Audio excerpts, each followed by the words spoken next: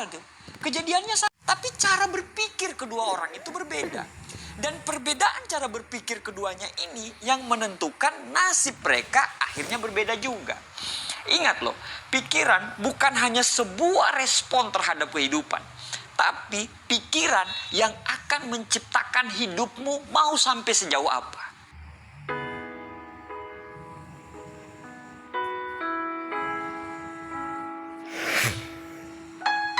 Nasihat terbaik yang pernah saya dengar dalam hidup saya itu adalah, kamu adalah apa yang kamu pikirkan. Segala sesuatu yang kamu pikirkan, itulah yang akan menjadi takdirmu. Kamu adalah apa yang kamu pikirkan. Pikiran akan menentukan tindakan. Tindakan akan menjadi sebuah kebiasaan. Dan kebiasaan itu akan menciptakan sebuah gaya hidup. Dan gaya hidup itulah yang akan menentukan takdirmu. Jadi pertanyaannya sekarang, bukan kenapa ya nasibku begini? Tapi pertanyaannya itu kita rubah. Melainkan, kenapa ya pikiranku itu seperti ini? Karena sejatinya, bukan nasib yang membuat hidup kita jadi sengsara. Tapi pikiran kita terhadap nasib, itulah yang akan menciptakan sebuah penderitaan.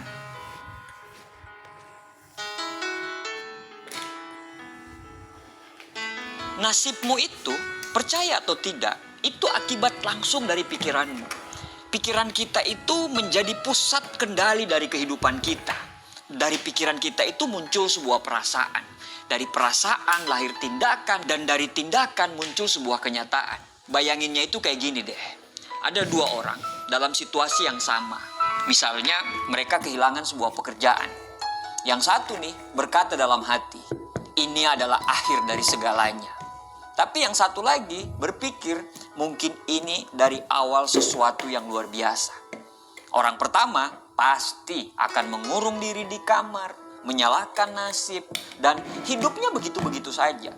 Sedangkan orang kedua, dia mulai belajar hal-hal baru, mencari peluang-peluang baru, dan akhirnya dia membuka usaha kecil-kecilan, dan akhirnya terus berkembang dan terus berkembang. Padahal tuh, kejadiannya sama, tapi cara berpikir kedua orang itu berbeda. Dan perbedaan cara berpikir keduanya ini yang menentukan nasib mereka akhirnya berbeda juga. Ingat, pikiran bukan hanya sebuah respon terhadap kehidupan, tapi pikiran yang akan menciptakan hidupmu mau sampai sejauh apa.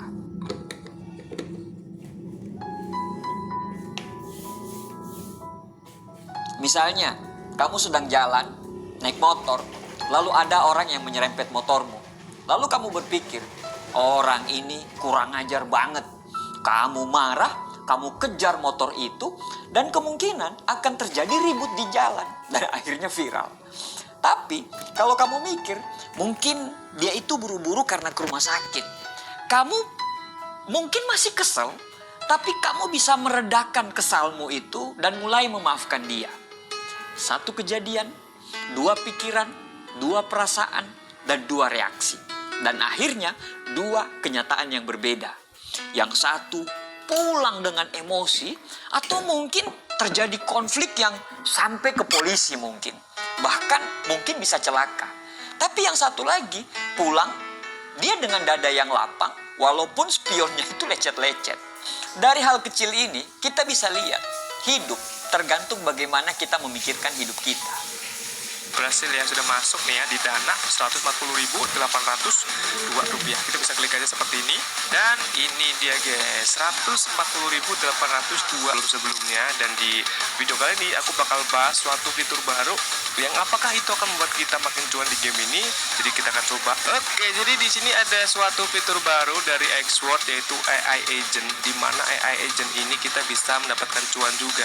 Bagaimana tuh Bang cara dapat cuan dari AI Agent? Jadi ini sistemnya tuh kayak mining gitu ya, kayak nambang di apa ya? Kalau kita bisa main tuh roller coin. Mungkin kalian paham roller coinnya. Kalau kalian sering ikut live streamku pasti tahu roller coin itu apa gitu. Kita bisa langsung sudah ya. Wih. Ini dia petku sudah muncul di sini seperti Pikachu berwarna biru. Kita bisa klik saja. Kita bisa lihat, hidup tergantung bagaimana kita memikirkan hidup kita.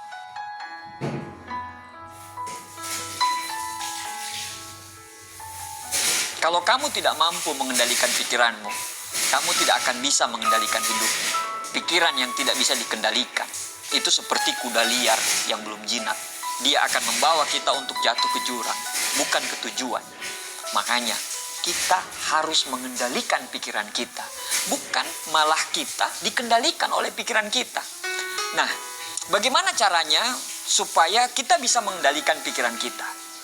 Yang pertama, sadari pikiran kita. Ketika pikiran negatif itu datang, sadari, bukan langsung percaya bahwa itu negatif. Misalnya, muncul pikiran, aku ini gagal. Tahan sebentar, tanyakan dulu, benar nggak saya gagal? Atau ini hanya pikiran saya yang sedang melemah karena lagi gagal mungkin. Yang kedua, ubah sudut pandang. Bukan kejadian yang harus kita ubah, melainkan cara kita melihat kejadian itu yang harus kita ubah. Mungkin kalau kamu menganggap masalah itu sebagai akhir, maka kamu akan terpuruk. Tapi kalau kamu menganggap masalah itu sebagai awal, maka insya Allah kamu akan terus berkembang.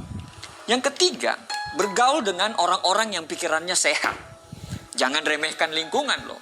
Ketika kamu duduk satu meja dengan orang-orang yang penuh pikiran negatif, maka kamu akan cepat sekali terpengaruh dengan hal-hal yang negatif. Makanya dekatkan dirimu dengan orang-orang yang punya pikiran jernih, bijak, positif, karena energi itu menular.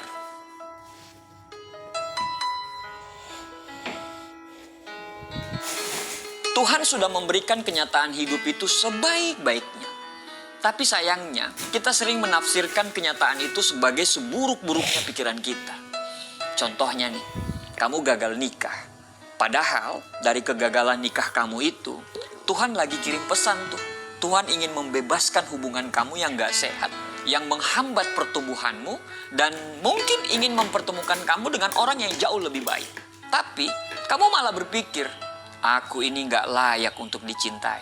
Padahal, bukan itu maksudnya. Itu hanyalah tafsir dari pikiranmu yang sedang terluka saat ini. Tuhan itu maha baik. Yang buruk itu hanya pikiran kita. Kita yang salah mengartikan kebaikan Tuhan. Allah itu gak menjanjikan hidup kita tanpa masalah. Tapi Allah itu menjanjikan makna di balik semua masalah kita. Makanya berhentilah untuk menuntut kenyataan berubah sesuai dengan pikiran kita. Mulailah belajar mengubah pikiran kita agar kita mampu memahami maksud dari kenyataan apa yang Allah berikan kepada kita.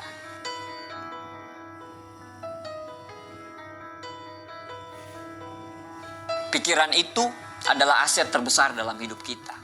Lebih besar daripada uang, lebih besar daripada jabatan, atau lebih besar daripada penampilan. Karena semua yang kita lakukan, termasuk cara mencari uang, menyikapi jabatan, merawat penampilan, itu ditentukan dari kualitas apa yang kita pikirkan, apa yang ada dalam pikiranmu. Tapi sayangnya, pikiran itu jarang sekali kita rawat. Kalau kendaraan kita rusak, kita buru-buru ke bengkel. Tapi kalau pikiran kita rusak, kita biarkan pikiran itu berlarut-larut. Padahal, pikiran rusak itu bisa menghancurkan seluruh hidup kita ke depannya. Pikiran yang buruk itu bisa mengubah kita menjadi orang yang mudah marah, mudah kecewa, mudah menyerah, mudah cemburu, bahkan gampang sekali tersesat. Itulah penting banget untuk rutin memperbaiki pikiran kita. Dengan apa? Dengan membaca hal-hal yang baik, berteman dengan orang yang sehat jiwanya, dan berdialog dengan diri sendiri. Apa yang kamu pikirkan, itulah yang kamu jadi. Apa yang kamu rasakan, itulah yang kamu tarik. Apa yang kamu bayangkan, itulah yang kamu ciptakan. Begitu kata Sang Buddha. Ingat, tidak ada nasib buruk.